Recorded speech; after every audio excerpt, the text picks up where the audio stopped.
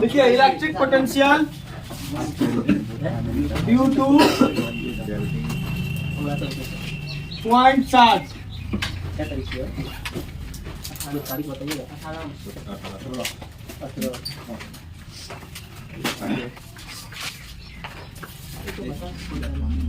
बिंदु आवेश के कारण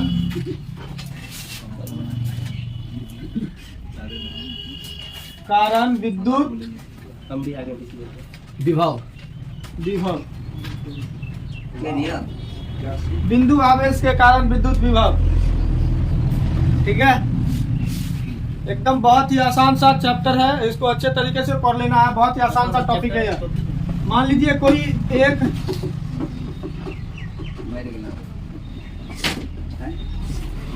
कोई एक क्या है, पॉइंट चार्ज है Q। इसके कारण क्या बनेगा बाबू? विद्युत क्षेत्र बनेगा। इसके कारण क्या बनेगा? विद्युत क्षेत्र। अब किसी यूनिट पॉजिटिव चार्ज को या फिर टेस्ट चार्ज को इन्फिनाइट से उठा करके कहाँ लाना है? पॉइंट ए तक लाना है। पॉइंट ए तक लाने में जो किया गया कार्य होगा उसी को क्या कहेंगे? विद्युत विभव कहेंगे।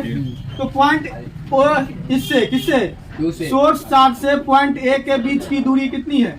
आर। और इस आवेश को उठा करके कहाँ लाना है? विद्युत क्षेत्र में लाना है। कभी ना कभी यह पॉइंट चार्ज इस सी पॉइंट पर आएगा। आएगा ना? आएगा। तो यहाँ भी उसका एक अलग कार्य होगा। और यहाँ से हम लोग एक स्मॉल सेक्शन काट लेते हैं dx। कितना सेक्शन काट लेते हैं? dx। और इस पॉइंट पर विद्युत विभव निकाल लेंगे। तो यहाँ विद्युत विभव छोटा सा वर्क डन निकलेगा। मतलब छोटा सा दूरी उठा करके लाएंगे तो कार्य कितना करना पड़ेगा?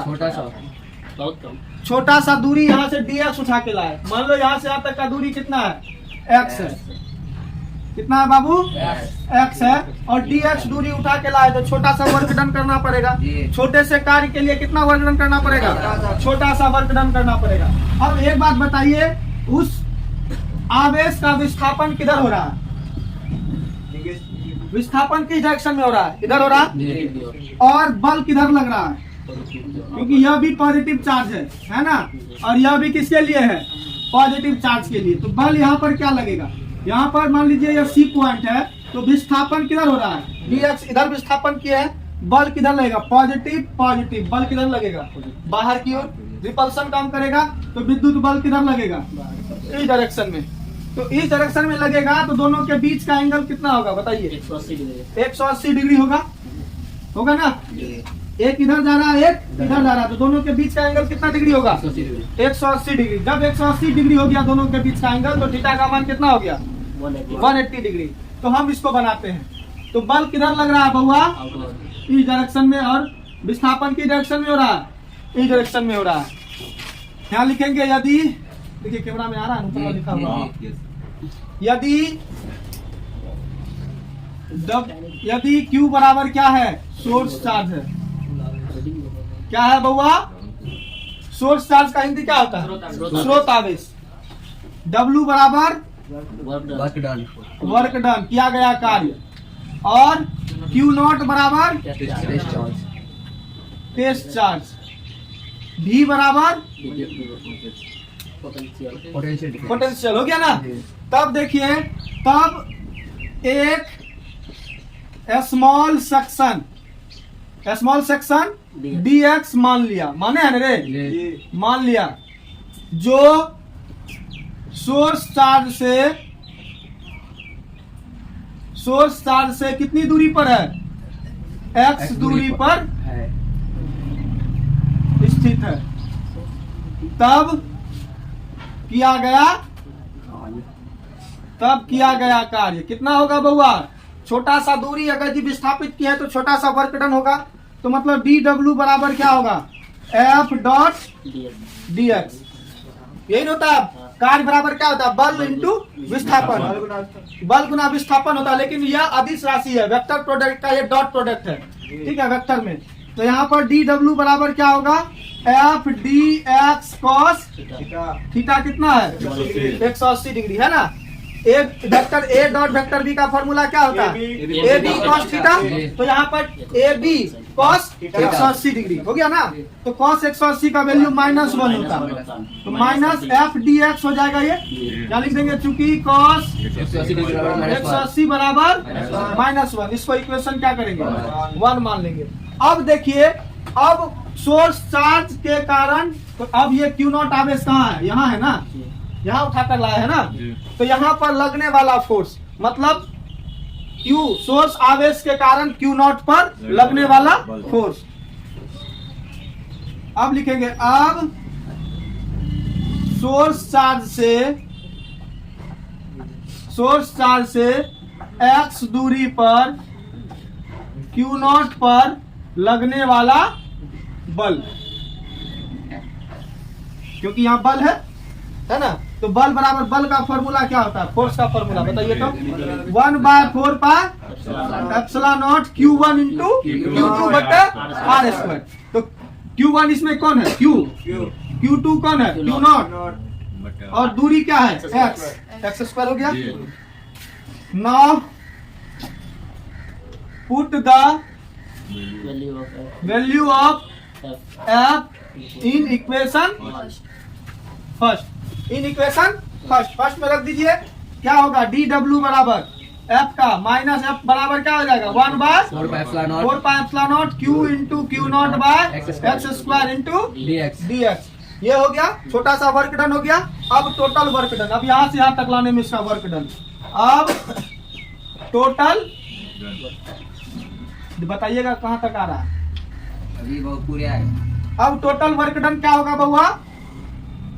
W बराबर इंटीग्रेशन dw करना पड़ेगा ना इसका इंटीग्रेशन। तो यहाँ पर देखिए W बराबर क्या होगा? इंटीग्रेशन dw का वैल्यू क्या है? 1/4 pi epsilon not Q into Q not by R square के जगह क्या लिखेंगे? x square dx। अब लिमिट कहाँ से कहाँ लेंगे बताइए तो? फर्स्ट इनिशियल पॉइंट कहाँ से उठा के लाए हैं? इनफाइनाइट से कहाँ तक लाएंगे? R दूरी तक लाएंगे। कहाँ तक लाएंगे?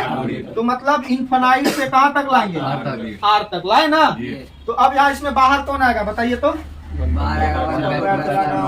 Q minus Q into Q not by 4 pi epsilon not बाहर आएगा 1/x स्क्वायर dx। इनफाइनाइट से कहाँ तक? R तक। इसका इंटीग्रेशन कर सकते हैं ना आप लोग? हाँ, तो यहाँ पर क्या होगा बताइए तो?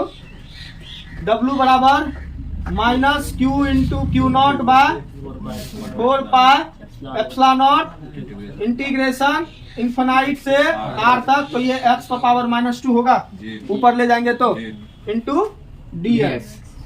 तो यहाँ पर W बराबर क्या होगा? Minus Q into Q not by 4 pi epsilon not.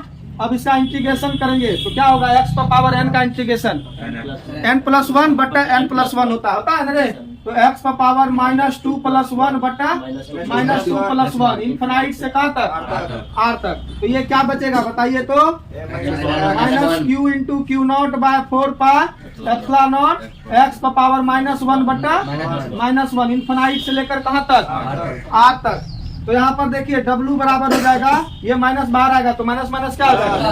Plus. तो Q into Q not by 4 pi epsilon not, ये क्या हो जाएगा? 1/x, क्योंकि पावर -1 नीचे आएगा तो प्लस में होगा। इनफाइनाइट से कहाँ तक? R तक। अब क्या बैठाते हैं? Upper limit minus lower limit बैठाइए। तो W बराबर Q into Q not by 4 pi epsilon naught 1/r minus 1/इनफाइनाइट होगा ना। अपर लिमिट R है और लोअर लिमिट इनफाइनाइट है। यहाँ पे रख दिए।